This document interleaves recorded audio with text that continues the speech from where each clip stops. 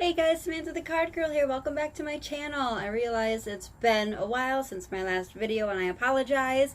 I guess I just really haven't felt that there was anything that I wanted to talk about or share. And you know, with summer and the kids are home, so I've been busy with them and entertaining them, doing the mom thing. But I do have some things that I've acquired and I want to start making sure that I'm on top of when I get new books or new decks or things in general to share them with you guys, because I know I love those videos and watching you know, your guys' hauls. And I also want to do more tags too, not necessarily tarot, although tarot too, because those are a lot of fun. I do enjoy those. So I thought I would start with a deck. And I don't really have any information. This was kind of like an impromptu video. The kids are playing quietly, and my husband's upstairs taking a nap because we've got a thing later on this evening. But there is a creator who made a deck based on the art, paying tribute to the artist of these books. And probably because of the movie that's out now on this, I came across that there was a tarot deck, so I had to have it. Very nostalgic for me. I loved these books. I took them out all the time in middle school.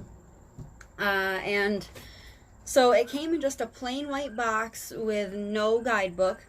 I took, these are the backs of the cards, and I took a couple cards and put them in the scanner and made copies, like regular paper copies, so that I could decorate the box myself. There we go. So that I would know what I was reaching for, and just, you know, to make it fun. And then I took thick tape and wrapped it to protect the paper. But if anybody else out there who does not know about this deck and absolutely loved the scary stories growing up, it is out there. I'm sorry for the yippy dog. It is called the Ritual Abuse Tarot. So these are the backs. The card stock is like no other deck that I've ever seen. I don't know if there's a way to like zoom in and kind of get an idea of the texture. You can kind of see it. It's textured in almost like this waffle. Yeah, no, it's not going to show. Oh, like this waffle square pattern. I don't really know how to describe it, but it's durable. They are flexible, but they're not flimsy. They're not matte, but they are not glossy either. There's just like a slight shine to them. And they are Rider-Waite Smith based, which is fantastic. A, given there's no guidebook, and B, because of the style. I was worried that I wouldn't be able to, you know, read the images, but no problem. And they read beautifully, just as any other deck. So again, if this is something you're interested, I highly recommend looking into this deck. And it wasn't that much. I want to say maybe around $40. Even though it didn't have a guidebook and just came in a plain white tuck box, it's absolutely worth it. Absolutely. Another deck that I just picked up, since it came out in 2019, I don't know how new. I haven't even looked at reviews. I was just at my local Barnes & Noble today and saw it and just, I was immediately drawn to it. I picked it up right away.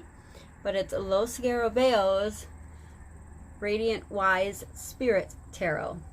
And I love this box. And the size of it is so, like, compared. Yeah, let's put the cap back on. It's a little bit shorter, okay, not by much, but it looked it in the stores, like. And the book.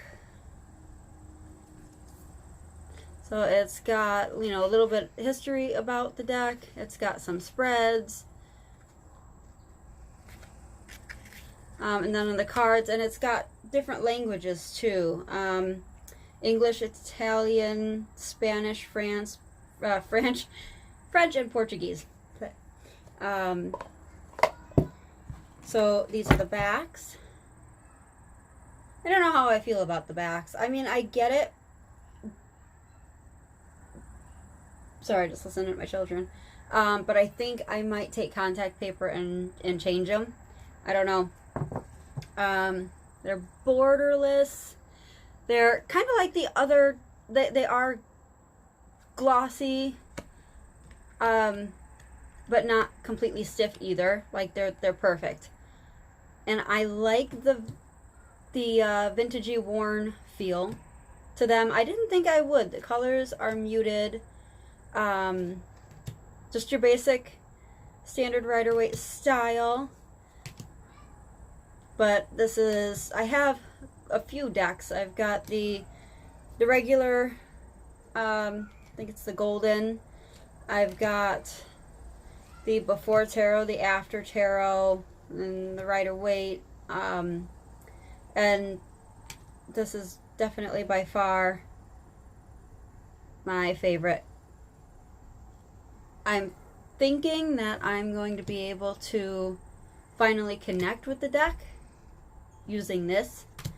And hopefully it does work out. I've got a gig coming up starting the last day of September and then every weekend in October where I'm reading for Haunted Attraction. So I definitely want to get this deck good enough practice to where I can you know, read with it confidently. And like I said, I do have the other Rider-Waite, so I get it. But you know, when you find that deck that you just click with, even if you have a deck similar, that's even the different, like the styles can be a big difference in how well you connect and click with the cards and how well they read for you. So I have high hopes for this one. And for Los Scarabeo, I was a little nervous at first because generally they've got the borders and they've got the writing around, you know, the edges and stuff, and I don't care for that. I really don't. I really don't. So those are the two decks. I know I have featured my Dark Mansion Tarot. There we go. And I also recently bought the, oh, it's not in here. I have to track it down. Crystal Visions Tarot. And I rebought the Deviant Moon. It's really interesting how decks work. Like I was not really, how could I put it? I was put off by the images to start with. And then I had a dream where the deck spoke to me and said, "Don't judge me by my cover. I'm just as good as any other deck, just as good as any of the other decks out there." So the next day I went out and I bought it, and I had it for a while and I read with it. And anybody who knows this deck knows it's an amazing reader. They always give the most accurate, amazingly slappy in the face type messages, but I was not bonding with the characters. It still kind of turned my stomach a little bit, and so I gifted it. And then I was in Barnes and Noble and saw it again, and I don't know, it was like something just changed overnight, and I was no longer put off by the images, and now I love the deck, and it still reads beautifully for me. They did take a tumble outside and got a little grass stain. I don't know if like maybe a bleaching or something would take care of that. I don't necessarily care. I mean, it kind of goes, I don't know, it kind of goes with the deck. It almost looks like it was meant to be that way. Make sure my kids are playing and not fighting. So those are the decks that I've acquired fairly recently.